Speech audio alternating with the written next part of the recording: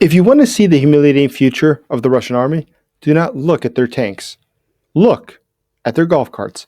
In 2022, Vladimir Putin invaded Ukraine with T-90 heavy tanks and Terminator support vehicles. Today, in late 2025, his assault units are attacking in Chinese-made Desert Cross 1000s. These are recreational all-terrain vehicles, essentially farm carts with zero armor and open sides.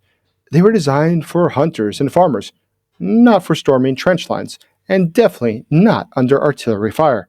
Yet, Russian commanders are packing their soldiers into these plastic vehicles and sending them into the kill zone. The soldiers have a specific name for them that has gone viral in Telegram. They call these coffins on wheels because a single mortar shell turns them into shrapnel. This is the devolution of a superpower in real time. The army that claimed it could take Kiev in 3 days is now driving golf carts onto minefields. My name is Jason Smart. I'm a special correspondent for the Kiev Post and national security advisor. The situation for the Russians becomes ever more complicated. It seems that they just can't catch a break, and that's definitely a good thing. Because today the Russians have a lot of major problems. One of those problems is that they're driving golf carts onto the battlefield. But another problem they face is just that within their own military, their officers don't care.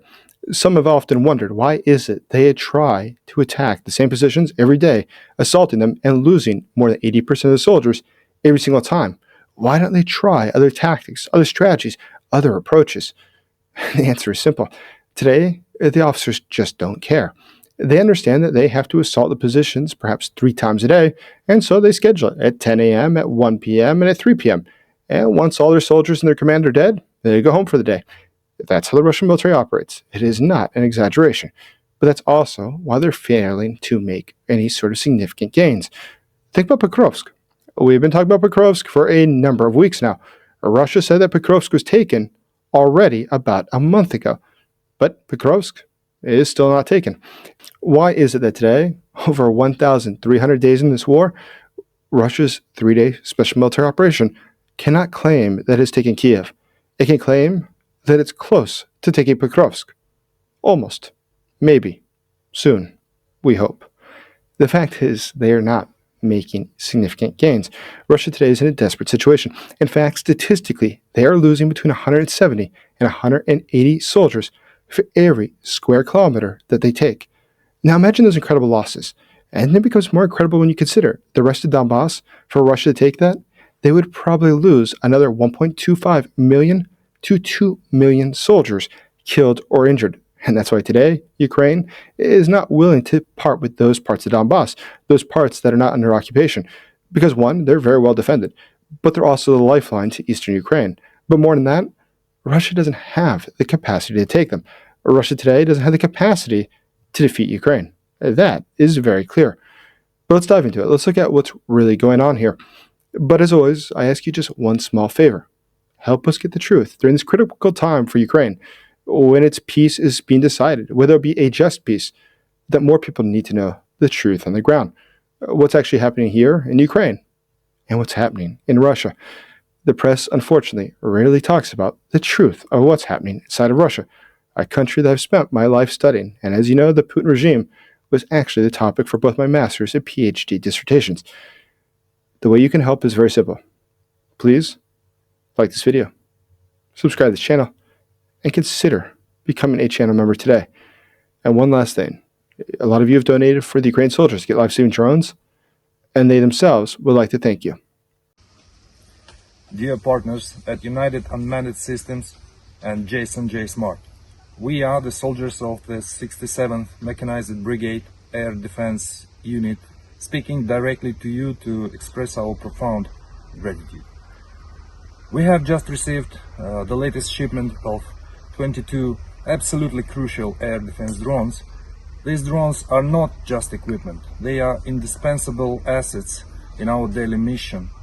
Their proven effectiveness allows us to continuously and successfully protect the Ukrainian sky from Russian aerial threats.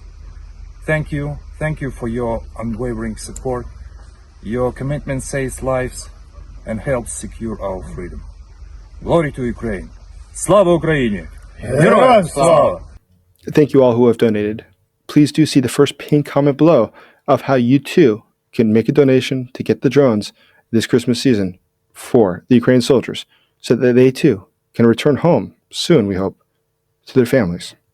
This tactical humiliation that we see right now on the battlefield, that Russia is suffering on the world stage, is driven by a desperate shortage of armored vehicles. Russia has lost over 3,000 tanks and 5,000 armored fighting vehicles since the invasion began. Their industry cannot replace them fast enough, so they are buying thousands of these Chinese carts. They cost about $17,000 each, a fraction of the price of a real armored vehicle. But the cost is paid for in the lives of the soldiers inside. Ukrainian drone operators report that these vehicles are easy to target. They're visible from kilometers away. A $500 FPV drone can incinerate a squad of Russian soldiers because they have no metal protection. It is a cost-effective for the Russian budget, but it is bankruptcy for the human soul that this is the trade-off they're willing to make. But Russia, at this point, is not even trying to win. This is what they do. They don't have other options. But the degradation of equipment is matched by a crisis in ammunition that mirrors the disaster of 1917. In World War I, the Russian Imperial Army collapsed due to what the historians called the Great Shell Hunger. Soldiers were sent to the front without rifles, and artillery batteries stood silent for weeks. Today, Putin faces a modern shell hunger, and his solution is simply humiliating. A superpower that once launched the first man into space is now begging North Korea for ammo. Intelligence reports confirm that Pyongyang is shipping millions of artillery shells to the Russian front, but reports from Russian military bloggers suggest a massive failure rate. Up to 50% of these North Korean shells are reportedly duds that fail to explode on impact. Even worse, many are filled with inconsistent powder charges that cause them to explode inside the barrel. But the explosion in the barrels, it's only matched by the explosion we see on the Russian front, the anger that is coming out of there. In fact, Alexei Larkin, a prominent pro-war blogger from the War Gonzo project, which is a pro-Kremlin project, has snapped after seeing the quality of these shells. He wrote that, quote, "If the shell misses and falls on the head of our infantry, thank the half-starved Korean teenagers who collected it for a bowl of rice." That's the reality of the Russian war machine in 2025. It is not a high-tech juggernaut. It is an army firing rusty shells assembled by starving teenagers, hoping they don't blow up in their own faces. While the army devolves, the Russian economy is entering a surreal crisis of its own. We are now seeing the guns versus butter economic theory playing out in the most literal way possible. In Russian supermarkets, a block of butter is now treated like a luxury item. Prices for butter have risen by over 25% in the last year due to inflation and supply chain breaks. This has led to a massive wave of thefts, so severe that stores are forced to take drastic measures. Retailers are now locking individual blocks of butter in anti-theft plastic cases. But that's not the only news we've seen. On Russia's popular Telegram channel, 2001, which deals with the Russian economy, they warn their subscribers the Armageddon with butter is now escalating. Think about that image for a second. A country that claims to be fighting a holy war against the West cannot trust its own citizens with a stick of butter. But this mirrors what we saw at the end of the Soviet Union. Soviet stagnation in the 1980s, where nuclear missiles paraded through Red Square while citizens were forced to line up for hours to buy basic sausages. Putin chose guns, and now his people cannot afford the most basic staples of life. The economic rot, though, goes deeper than the supermarket shelves. It hits the crown jewel of the state. For decades, Gazprom was the weapon that allowed Moscow to blackmail Europe with freezing winters. Today, that weapon has misfired and exploded in Russia's face. In 2023, Gazprom posted its first annual net loss in 25 years, losing roughly $7 billion. They cut off their biggest customer, Europe, expecting the West to freeze and to beg for mercy. Instead, Europe found other suppliers, and Gazprom was left with pipelines leading to nowhere. Now, Russia is desperate to sell that gas to China through the proposed Power of Siberia 2 pipeline, but Beijing knows it has all the leverage and is stalling the negotiations. China is demanding domestic Russian prices for the gas, which is essentially asking Russia to sell the gas at a loss. They are treating Russia not as a great power, but as a distressed asset. Gazprom has gone from being the master of European energy to a discount supplier for Chinese factories. This dependence on China is not a partnership. It is a hostile takeover. Moscow claims to be an industrial fortress, but in reality, it is a hostage to Chinese suppliers. A new study by the Bank of Finland shows the brutal cost of this dependency. Prices for Chinese military goods sold to Russia have risen by 87% over the last few years. The same goods sold to other countries have only risen by about 9% over the same period.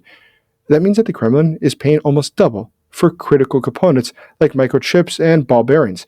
Every machine tool, every sensor, every guidance system comes with a massive war tax. China insists this is normal trade, but it is in fact a stranglehold. A Reuters investigation found Chinese drone engines shipped as refrigeration units to dodge sanctions.